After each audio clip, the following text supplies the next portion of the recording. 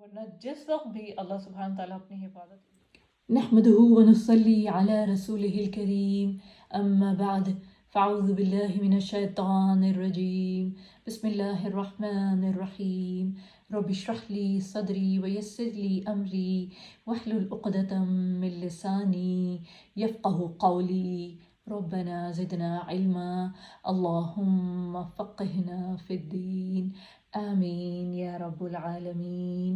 السلام علیکم ورحمۃ اللہ وبرکاتہ۔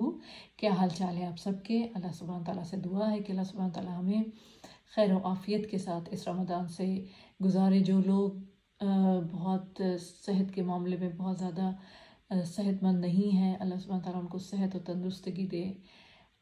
ہر کسی کو اللہ سبحانہ تعالیٰ وہ کامیابی نصیب فرمائے جس کی کہ وہ حقدار ہیں، جس کے لیے انہوں نے جتنی محنت کی ہے۔